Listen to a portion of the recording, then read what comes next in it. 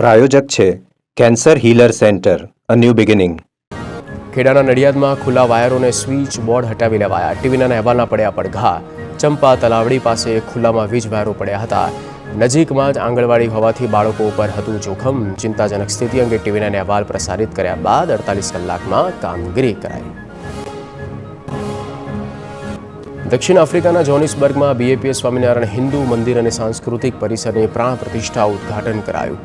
BAPS મંદિરના મહંત સ્વામી મહારાજે મંદિરનું લોકાર્પણ કર્યું. આ પ્રસંગે 12 દિવસીય વિશિષ્ટ મહોત્સવ ફેસ્ટિવલ ઓફ હોપ એન્ડ યુનિટીનું આયોજન. ભરૂચ પાલિકા દ્વારા ડમ્પિંગ સાઇટ બનાવવાનો વિરોધ વકર્યો. પશ્ચિમ વિસ્તારમાં ડમ્પિંગ સાઇટનું કામ શરૂ કરાતા સ્થાનિકોએ વિરોધ કર્યો. ફાયર સ્ટેશન માટે ફાળવેલી જગ્યા પર ડમ્પિંગ સાઇટ બનાવાતી હોવાના આક્ષેપો કરવામાં આવ્યા. સ્થાનિકો, કોર્પોરેટર અને પાલિકાના વિપક્ષના સભ્યો દ્વારા કલેક્ટર કચેરીમાં રજૂઆત કરવામાં આવી. અમદાવાદના ઉઠવણી રબારી કોલોનીમાં ગેરકાયદે દબાણ હટાવવા મામલે રબારી સમાજના આગેવાનોની મુખ્યપ્રધાને રજૂઆત. રબારી વસાહતના પ્લોટ વેચાણ ભાડે આપવા માટે કરાઈ માંગ. જંત્રી પ્રમાણે નહીં પણ રાહત દરે પૈસા ભરવાની તૈયારી બતાવી. નર્મદામાં તાબદાની સરકારી માધ્યમિક શાળાની સાંસદે મુલાકાત લીધી. મનસુખ વસાવાએ જર્જરિત શાળા અને હોસ્ટેલની રૂબરૂ મુલાકાત લઈ સવાલ કર્યા. મનસુખ વસાવાએ મુખ્ય પ્રધાન અને શિક્ષણ પ્રધાને જર્જરિત શાળા અંગે લેખિતમાં રજૂઆત કરી.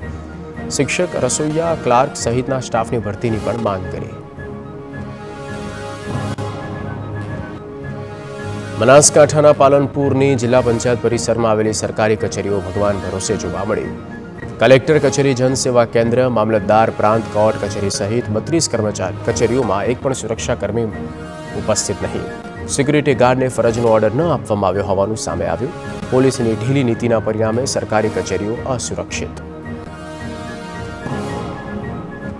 બનાસકાંઠાના થરાદ જિલ્લાને સમર્થન આપવા સહકારી માળખા દ્વારા દબાણના આક્ષેપ. સહકારી માળખાનો દુરુપયોગ કરી બળજબરીપૂર્વક જનમત થઈ રહ્યાનો દાવો. ધાનેરાના જડિયા ગામમાં દૂધ ડેરી દ્વારા દબાણ અપાતું હોવાના આક્ષેપ. થરાદ જિલ્લામાં સમર્થન ન આપે તો દૂધ બંધ કરી દેવાની ચીમકી આપતા હોવાનો પણ દાવો. બનાસકાંઠા જિલ્લા વિભાજનના વિરોધ મુદ્દે સહકારી માળખાના દુરુપયોગનો મામલો. જડિયા દૂધ મંડળીના ચેરમેન અને મંત્રીએ નિવેદનને ખોટું ગણાવ્યું. લોકોની સુવિધા માટે દૂધ મંડળીમાં ફોર્મની વ્યવસ્થા કરાઈ હોવાનું આપ્યું નિવેદન. દૂધ મંડળીમાં લાગેલા સીસીટીવીની તપાસ કરી લેવાની પણ તૈયારી બતાવી. દૂધ મંડળીમાં દબાણપૂર્વક સહી કરવાના આરોપ સાથે વિડીયો થયો હતો વાયરલ.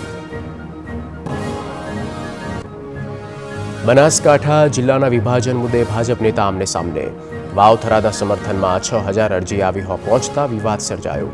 જેને લઈને લાખણી ભાજપના નેતાએ ધારાસભ્ય કેશાજીના પુત્રને અસામાજિક તત્વ ગણાવી વિરોધ કરાયો અને વાવ થરાદના સમર્થનમાં આવેલી અરજીઓ સ્વીકારવા માટે આવેદન આપવામાં આવ્યું.